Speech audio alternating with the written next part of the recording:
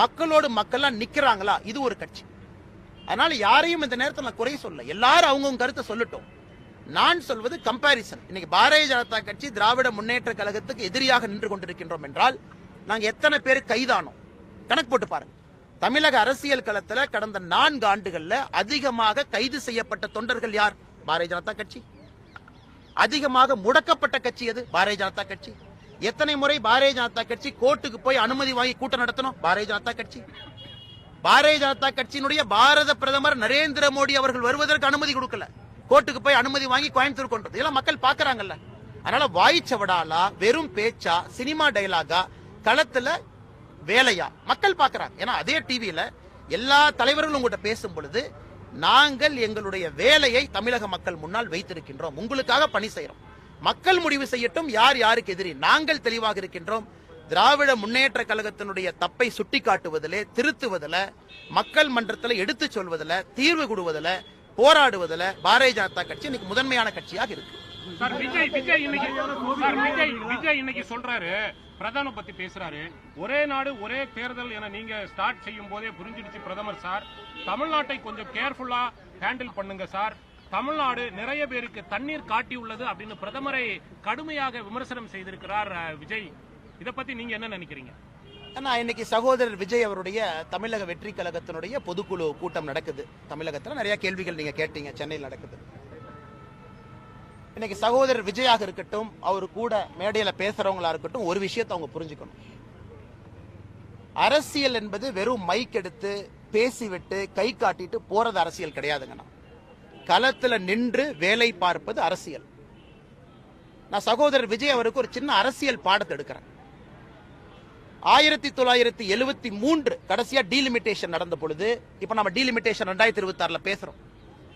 1973 delimitation நடந்த போது சகோதரர் விஜய் நல்லா அவங்க கேட்டுக்கணும் அண்ணன், ஏன்னா சில அரசியல் புரிதல் அவருக்கு இருக்கணும். அன்னைக்கு இந்தியாவுடைய லோக்சபா சீட் 525 545 உயர்த்தப்படுகிறது. 1973 20 சீட் உயர்த்துறாங்க. 20 சீட்ல தமிழ்நாட்டுக்கு எவ்வளவு கிடைச்சது? 0. அப்ப 20 சீட்டு உயர்த்தியும் 1973 தமிழ்நாட்டுக்கு ஒரு சீட்டு கூட 73 கிடைக்கல. டீலிமிட்டேஷன்ல சில மாநிலங்களுக்கு 3 சீட் அதிகமாச்சு, சில மாநிலங்களுக்கு 2 சீட் அதிகமாச்சு, சில மாநிலங்களுக்கு 1 சீட் அதிகமாச்சு. அன்னைக்கு ஆட்சியில் இருந்தது யார்? காங்கிரஸ். தமிழ்நாட்டில் ஆட்சியில் இருந்தது யார்? திராவிட முன்னேற்ற கழகம். அம்மையார் இந்திரா காந்தி அவர்கள் கூப்பிட்ட அனைத்து கட்சி கூட்டத்திற்கு தமிழகம் சார்பாக 73 கூட்டத்துக்கு போனது யார்? கலைஞர் கருணாநிதி ஐயா. அன்னைக்கு திமுக டீலிமிட்டேஷன் கமிஷன் மீட்டிங் 1973 போய் இந்தியாவினுடைய லோக்சபா சீட்டு 20 உயர்த்தப்பட்ட பொழுது கலைஞர் ஐயா தமிழ்நாட்டுக்கு ஒரு சீட்டு கூட வாங்கி கொடுக்கல. அப்ப நியாயப்படி விஜய் அவர்கள் குற்றச்சாட்டு வைக்கிறார்னா யாரு மேல வைக்கணும்? இதற்கு முன்னாடி டீலிமிட்டேஷன் நடந்த பொழுது ஆட்சியில யார் இருந்தாங்க? அப்ப தண்ணி விஜய் அவர் யாரு காட்டணும்? காங்கிரசுக்கும் திமுகவும் காட்டணும்.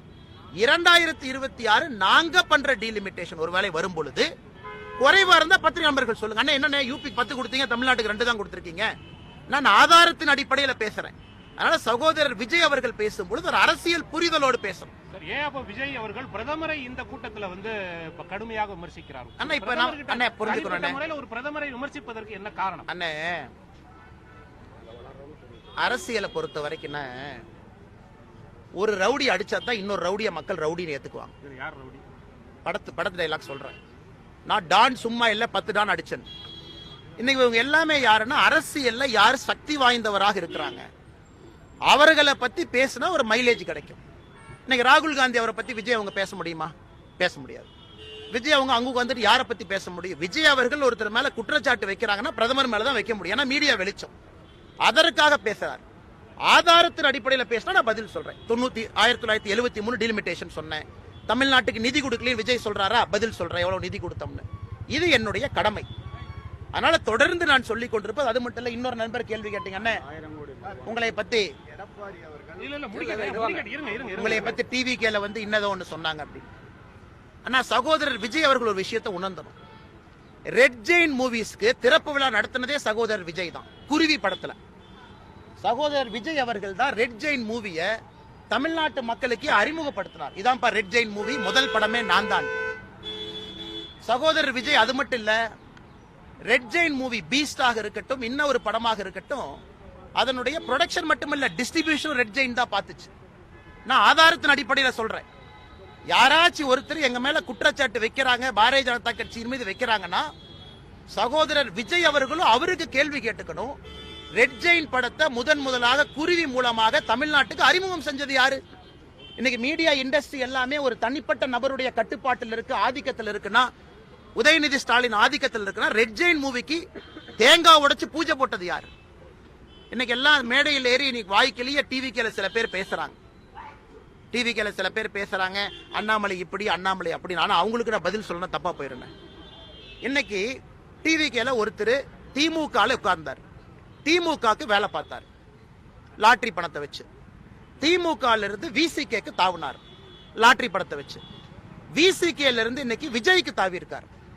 அவரோட ஐடியா என்னன்னா, தமிழக வெற்றி கழகத்தை லாட்டரி விற்பனை கழகமா மாத்தணுங்கிறது அவர் ஐடியா. இந்த தமிழக வெற்றி கழகங்கிற பேர் சரியில்லை, இதை லாட்டரி விற்பனை கழகமா மாத்திட்டோம்னா நல்லா இருக்குங்கிறதுக்காக இன்னைக்கு விஜயோட போய் இணைஞ்சிருக்காரு. இன்னைக்கு அவங்க என்னைய பத்தி குறை சொல்றாங்க. தமிழ்நாட்டில் ஊழலை உடைத்து பேசுவதில் நம்பர் 1 பாரதிய ஜனதா கட்சி, மக்கள் மன்றத்தில் இருப்பது பாரதிய ஜனதா கட்சி, பிரச்சனைகள்ல மாட்டி இருப்பது பாரதிய ஜனதா கட்சி, ஆளுங்கட்சியினுடைய வழக்கு அவதூற பேச்சுக்கள். அதனால எங்களைய பார்த்து யாராவது டிஎம்கேக்கு ஆதரவா நாங்க செயல்படுறோம்னா நீங்க யோசிச்சுங்க அவங்க பேச்சு எப்படிப்பட்ட பேச்சு. உங்க தலைவரையே இவ்வளவு பெரிய விமர்சனம் ஆக்கியிருக்கிற விஜய்க்கு நீங்க என்ன சொல்ல விரும்புறீங்க சார்? நாவடக்கமுடன் இபிஎஸ் வந்து அமித்ஷாவை பார்த்ததுக்கு அப்புறம் முன்னாடி இருந்த உங்களுக்கு அதிமுகவுடனான ஒரு மோதல் போக்கு எப்படி போகும்? மோதல் போக்கு இல்லைண்ணே, நான் வந்து எதுக்குண்ணே செருப்பெல்லாம் விட்டுட்டு எதுக்குண்ணே ரோட்ல கூட பேசிட்டு இருக்கேன்? என் கட்சியை வளர்த்தணும்னு நான் நிக்கிறேனே. என் தொண்டை செத்து போய் 50 வருஷம் 60 வருஷமா பிஜேபி வளருமா வளராதான்னு என் தொண்டை நின்றுட்டு இருக்கான். I am answerable to my cadre. என்னுடைய ஆக்டிவிட்டி எல்லாமே மாநில தலைவராக என்னுடைய கட்சியை வலிமைப்படுத்துவதற்கு தான் நான் உழைக்கிறேன். அதே நேரத்தில் 2026 பொறுத்தவரைக்கும் ஒரு வார்த்தையை நான் பயன்படுத்தினேன், தமிழக மக்களுடைய நலன் சில நேரத்தில் கட்சியினுடைய நலனை விட முக்கியத்துவம் வாய்ந்ததாக இருக்கிறது. அதனால என்னை பொறுத்தவரை எந்த பொறுப்பிலும் வேலை செய்வதற்கு நான் தயார், தொண்டனாக வேலை செய்வதற்கும் தயார். என்னால யாருக்கும் எப்பவும் பிரச்சனை வராது. கட்சி தலைமை அதிமுக கூட்டணியில் சேர்வதற்கு ஒத்துக்கொண்டால் அண்ணாமலை ஏற்றுக்கொள்வாரா? கட்சி தலைமை அண்ணாமலை ஏத்துக்கிறாரு, அண்ணாமலை ஏத்துக்கல அப்படிங்கிற பிரச்சனையே இங்க இல்லைங்கண்ணா. என்னுடைய வேலை என்னவோ அது தொண்டனாக கூட நான் செய்வேன். தலைவர் என்கின்ற பதவி இருந்தா தான் செய்யணும் என்கின்ற அவசியம் கிடையாது. அதனால் எந்த கருத்துக்களாக இருந்தாலும் நாங்க எங்களுடைய தலைவர்கள்ட்ட சொல்லியிருக்கோம், தமிழக மக்களுடைய நலன் முக்கியமானது, முதன்மையானது. அதற்காக அண்ணாமலையை பொறுத்தவரை எதை வேண்டுமானாலும் செய்வதற்கு நான் தயாராக இருக்கின்றேன். மேடம் மேடம் தமிழ் முடிச்சிச்சு, Tamil is over, English mic can come here madam. அண்ணா தமிழ் முடிஞ்சதா? என்ன சொல்ல விரும்புறீங்க? இந்த சன் டிவி அண்ணன் ராமகிருஷ்ணன் இன்னைக்கு நிறைய விஜய் விஜய்னு கேட்கிறாரு.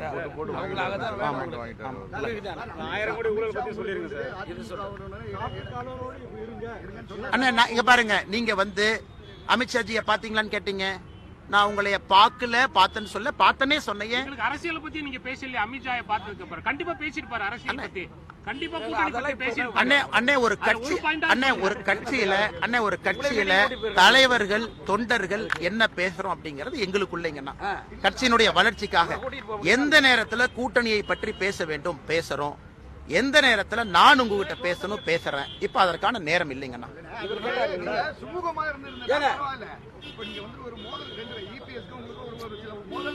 அண்ணா இது சம்பந்தமா எல்லாம் சொல்லிட்டேன். புதுசா சொல்லணும்னா அலாவுதீன் அற்புத விளக்கு தினத்தந்தி பேப்பரை வாங்கிட்டு வந்து வேதாளம் முருங்குமரன் தான் சொல்லணும். நன்றிங்க அண்ணா, தேங்க்யூ அண்ணா.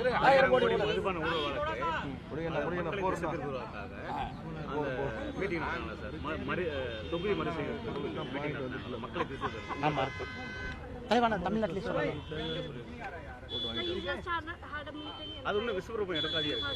எதுன்னு அது விஸ்வரூபத்தில் தானே இருக்குது. அதெல்லாம் எங்கே விஸ்வரூபம் இல்லாமல் அண்ணா பேசிட்டு இந்த மேட்டர் அண்ணா மேடம் பேசுவோம். மேடம் கேளுங்க அண்ணா. டெய்லி பேசிட்டு தானே இருக்கிறேன் அண்ணா. நீங்க டெல்லியில் எடுத்தால் தமிழ்நாட்டுக்கு தானே ஃபீடு போகுது.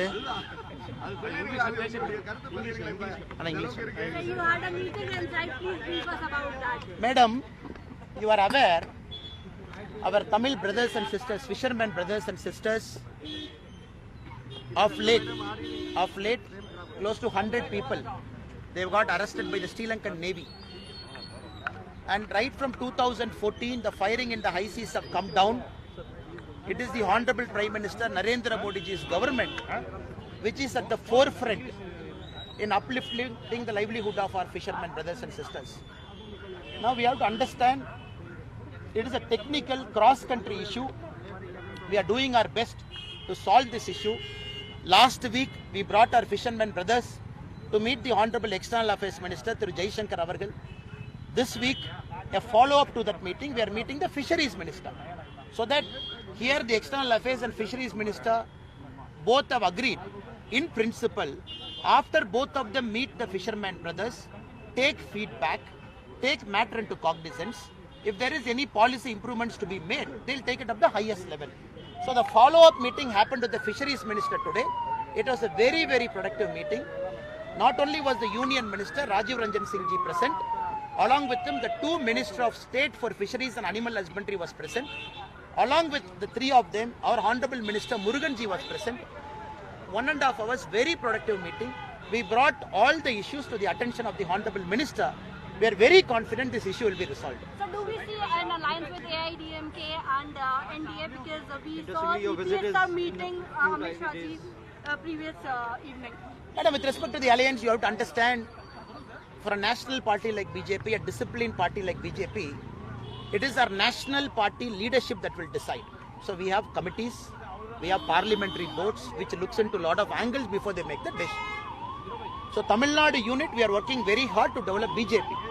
But 2026, we have to understand is an election to dethrone DMK from power. Because DMK for the last 4.5 years, we are seeing the scams, allegations, corruptions, all-time high, law and order, atrocity against women and children. So this election is very important. The DMK should be brought down from power and no vote should get wasted by votes getting shifted between different parties. Tamil Nadu as of now is a 5-corner contest. 5-corner contest. Nowhere in Indian politics you see a 5-corner contest. Either it will be a 2-corner or 3-corner. Now we respect our national leadership and they will make sure they look into everything. They will decide how the further course will go. And wherever we have to talk about alliance, at the appropriate time, our leaders will talk about it. The actor turned politician Vijay, during address to the public, criticized PM Modi, the leaders of BJP and the current serving Chief Minister Stalin. How do you see?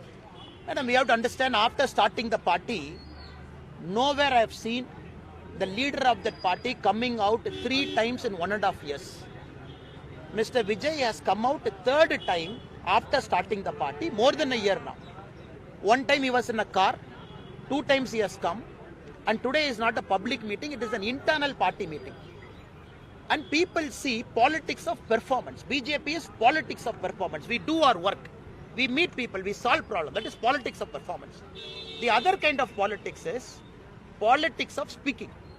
And Mr. Vijay very sadly has decided to do the politics of speaking. Just take a mic, criticize central government, criticize state government, and just get away with it. People are asking, what is the productive solution you are going to bring? What are my issues are here? Are you solving my issue? Or just going to Parandur and saying I don't want it? Just want to rack up fisherman issue. Today he talks about fisherman issue. We are in Delhi solving the fisherman issue.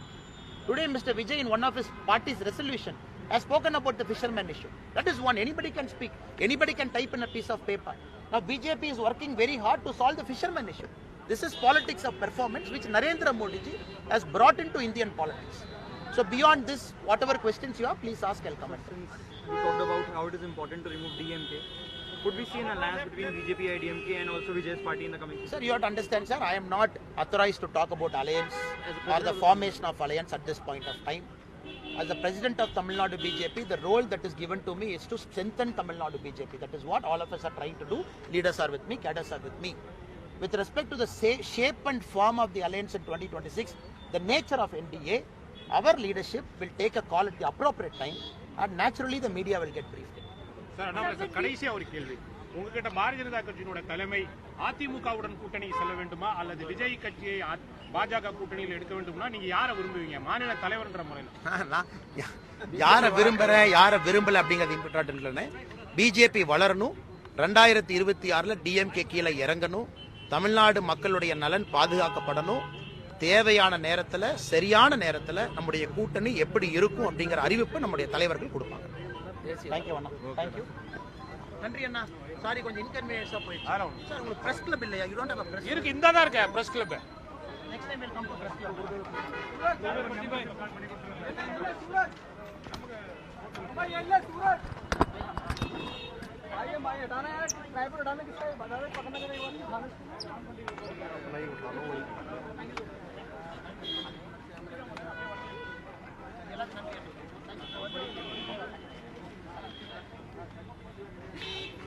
भाई किसका है, दोनों पकड़